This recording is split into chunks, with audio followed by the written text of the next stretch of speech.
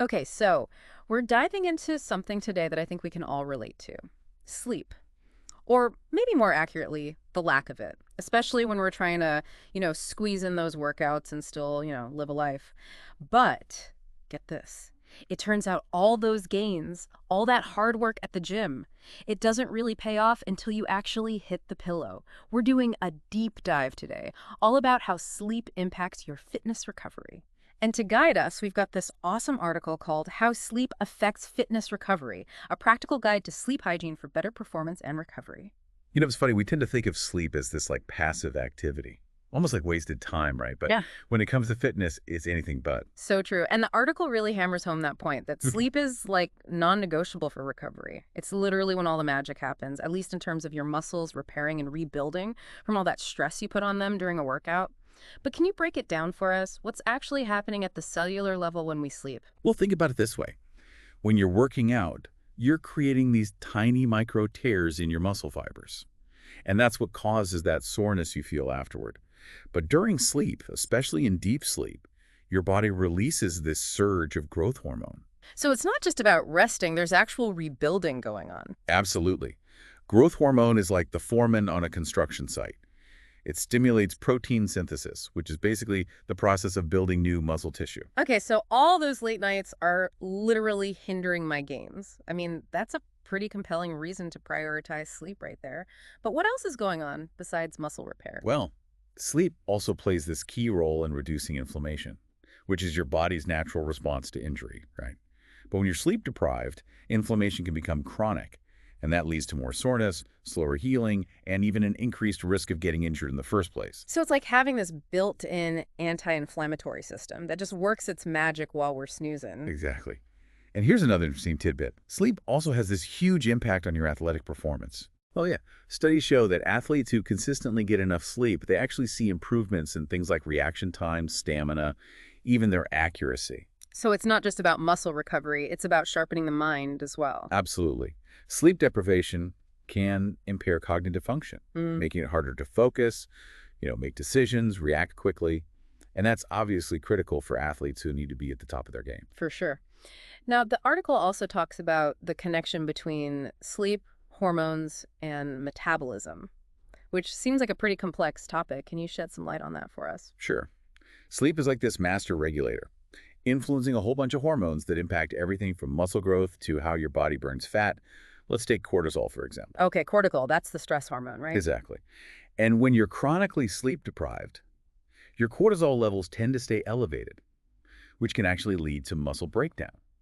So basically, too much stress, even if it's just from lack of sleep, can actually sabotage my fitness goals. It definitely can. On the flip side, though, sleep helps regulate insulin, Yeah. which is the hormone responsible for getting glucose into your cells for energy. Right. But poor sleep can lead to something called insulin resistance, which basically means your body has a harder time using glucose effectively. And how does that impact things? Well, it can mess with your energy levels during your workouts and even contribute to you storing more fat. Wow, so it really is all connected. Getting enough sleep isn't just about feeling good, it's about optimizing your whole system for recovery and performance. 100%. It's Yeah. about giving your body what it needs to function at its best, both in the gym and just everyday life. I'm curious about something. The article goes into some detail about different sleeping positions, and I'm wondering, does it really matter how we sleep, especially after a tough workout? Hmm. Well, there's no one-size-fits-all answer, but certain positions can definitely help with recovery. The key is spinal alignment and comfort. You want to make sure you're minimizing any strain on your muscles and joints. So basically, finding a position that allows your body to fully relax and de-stress. Exactly. For example, sleeping on your back can be great for overall alignment, helps reduce back and neck pain. And side sleeping is a pretty popular choice too, especially for people who deal with things like acid reflux or snoring. What about those of us who tend to curl up in the fetal position? Is that a good or bad thing? It can be good for easing lower back pain, but if you're curled up too tightly, it can actually restrict your breathing. It's all about finding that balance. Got it. Now, the article also talks about the importance of good sleep hygiene. So, what are some actionable tips for creating a sleep-friendly routine? Well, one of the most effective things you can do is establish a regular sleep schedule and stick to it even on weekends. Consistency is key when it comes to regulating your body's natural sleep-wake cycle. Aim for 7 to 9 hours of sleep per night, more if you're training intensely. No more late Friday nights, even if it means missing out on some fun. It's a trade-off. Yeah. But trust me, your body will thank you for it down the road. Okay, noted. Any other tips for creating that optimal sleep environment? Hmm. Let's see.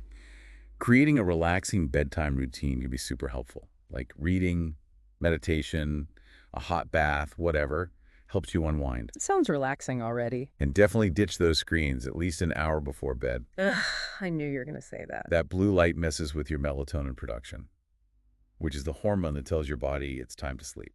Okay, no more scrolling through social media before bed. I admit, that one's a tough one for me. I know it's hard, but it can make a huge difference in your sleep quality. And of course, make sure your sleep environment is actually conducive to sleep. Cool, dark, quiet, with a comfy mattress and pillows. So like creating a sanctuary for sleep. Exactly. This is all great advice, but I'm curious about something. We've all heard those stories about, high-performing individuals, the ones who seem to function just fine on very little sleep. Is there any truth to that, or is that just a recipe for burnout? That's a great question, and it's something we'll definitely explore in the next part of our deep dive, so stay tuned. I'm on the edge of my seat. So welcome back to our deep dive into sleep and fitness recovery. Before the break, we were talking about those high achievers. You know, the ones who seem to, function on barely any sleep. Right, you totally left me hanging. So is that really possible, or are they just setting themselves up for a major crash and burn? Well, it's definitely a myth that's been around for a while.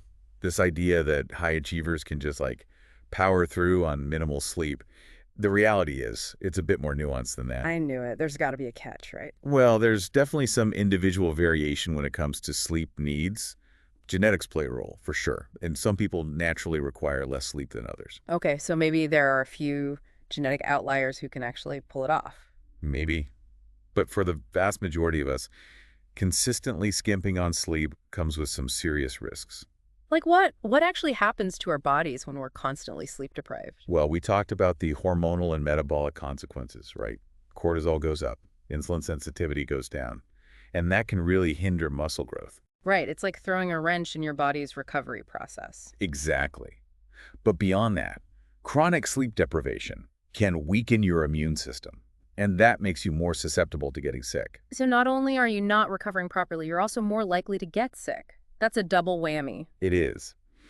And those sleep deficits, they add up over time, increasing your risk of even more serious health issues. Things like heart disease, diabetes, even certain types of cancer. Wow, that's pretty scary stuff. It sounds like we're really doing ourselves a disservice by sacrificing sleep. You could say that. It's like you're taking out a loan with your health, Hmm. and you'll have to pay it back with interest later on. That's a great analogy. So those high achievers who say they can function on minimal sleep, maybe they can get away with it for a while, but it's not sustainable in the long run, right? Right. They might be sacrificing long-term health for short-term gains. Okay, so let's shift gears a bit. We've established that sleep is crucial for recovery and hormone regulation. But are there any studies that actually link sleep to, tangible fitness outcomes? Oh, absolutely. There's a growing body of research that shows adequate sleep can enhance muscle growth, improve athletic performance, even reduce your risk of getting injured. Okay, tell me more about that. I'm always looking for ways to optimize my workouts. Well, one study found that people who slept for a solid 8 hours a night, they experienced significantly greater muscle protein synthesis, which is that process of building new muscle tissue, compared to those who only slept for about 5.5 hours. So even if I'm hitting the gym hard, I could be missing out on some serious gains if I'm not getting enough sleep. It's like working out with one hand tied behind your back. What about performance? Does sleep really make that much of a difference? It does. Studies have shown that athletes who prioritize sleep, they see improvements in their speed, agility, reaction time, and even their overall endurance. So it's not just about lifting heavier weights or running faster, it's about being sharper and more efficient in every aspect of training. Exactly. And get this, sleep has even been shown to improve accuracy in skill-based sports, like basketball or tennis. Oh, wow. So it's like gaining a mental edge just by getting enough rest. Precisely. Your brain's just better able to process information, make decisions, execute movements when it's well rested. Okay, so we've got muscle growth, performance enhancement, and you mentioned something about injury prevention earlier. Right. When you're sleep deprived, Your reaction time slows down, coordination suffers, and your judgment can get a little cloudy. Which can obviously lead to mistakes and increase the risk of injury. Exactly. Studies have shown that athletes who consistently get less than 8 hours of sleep, they're significantly more likely to get injured. So prioritizing sleep isn't just about optimizing performance. It's about protecting your body from harm, too. It's like investing in insurance for your physical well-being. So we've established that sleep is crucial for all these aspects of fitness, but how much sleep do we actually need? Is there like a magic number? Unfortunately, there's no one-size-fits-all answer. It varies from person to person. Factors like genetics, age, activity level, and even stress levels all play a role. So the general recommendation of 7 to 9 hours for adults, that might not be enough for everyone. Right. Athletes and people who are really active, they often need more sleep to fully recover and support their training. Okay, so it's about listening to your body and figuring out what feels right for you. Exactly. If you're constantly feeling tired, sluggish, or sore, it could be a sign that you're not getting enough sleep. And in those cases, it's probably worth trying to get a bit more sleep to see if it makes a difference. Absolutely. Sleep is like that magic elixir Yeah. that can help you feel better, perform better, and recover faster. All right, let's get practical here. We've talked about the science, but what are some things people can actually do to improve their sleep hygiene? Well, we've already touched on establishing a regular sleep schedule. Yeah.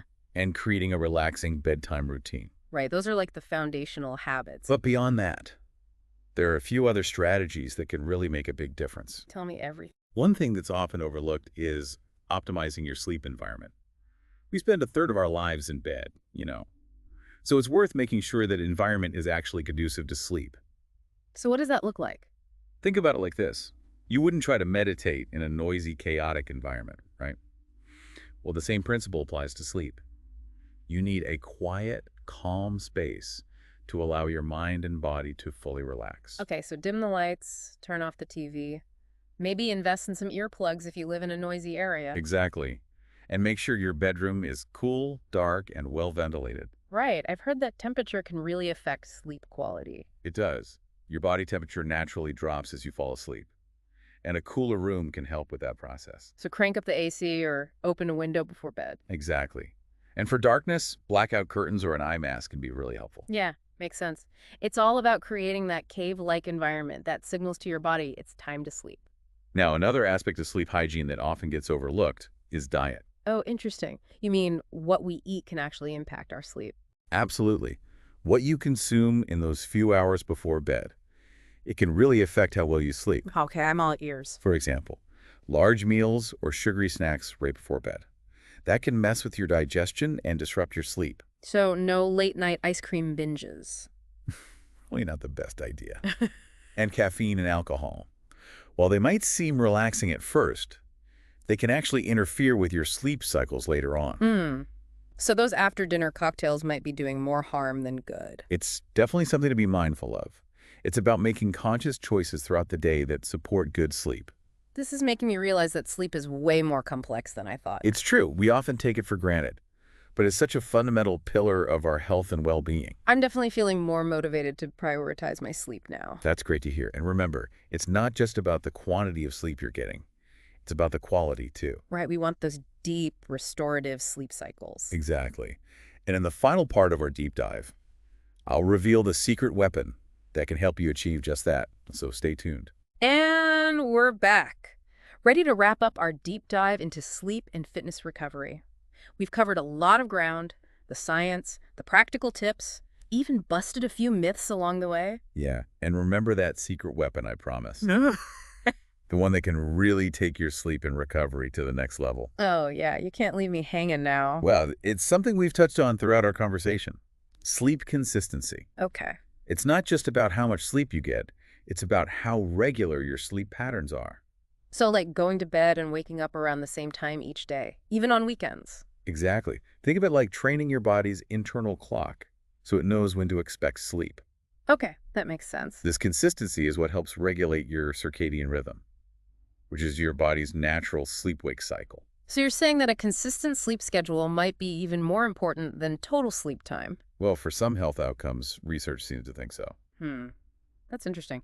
I always thought as long as I was getting like 7 or 8 hours, I was good. It's kind of counterintuitive, right? But studies have found that people with irregular sleep patterns, even if they're getting enough total sleep, they tend to have higher risks of things like heart disease, obesity, even mood disorders. So even if I'm getting enough hours overall, but my bedtime is all over the map, that's still not ideal. Not really. Your body thrives on predictability. Right. And when you're consistent with your sleep, you're basically helping your body optimize all those recovery processes. Got it. So it's like anything else. Consistency is key. Exactly. And the best part is, sleep consistency is something you have a lot of control over. Unlike some genetic factors or medical conditions that can affect sleep, you can actively choose to go to bed and wake up around the same time each day. That's empowering. It is. And it doesn't have to be super rigid. Life happens. Sometimes you need to stay up late or sleep in. But just try to aim for consistency as much as possible, So build those healthy habits and make sleep a priority. just like you would with your workouts or nutrition. Now, before we wrap things up, there's one more thing I wanted to address. Something that comes up a lot when we talk about sleep. What's that?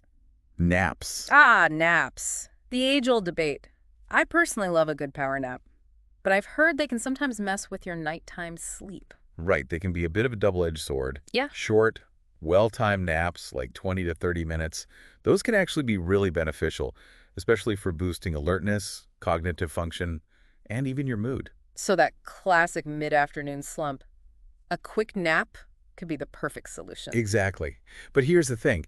If you're someone who struggles with insomnia, or you have trouble falling asleep at night, it's best to avoid naps altogether How come? because they can disrupt your sleep-wake cycle and actually make it harder to fall asleep later on. Got it. So naps are good in moderation. Exactly. Use them strategically, but don't let them interfere with your main sleep time. Makes sense. Well, this has been a truly eye-opening deep dive. I feel like I've learned so much about the connection between sleep and fitness recovery. Me too. It's a fascinating area of research, and there's still so much we're learning. But the key takeaway is that sleep is essential. It's not a luxury, it's a necessity for both our physical and mental well-being. Absolutely. So to everyone listening, make sleep a priority. Embrace the power of rest and watch as those gains start rolling in. Sweet dreams, everyone.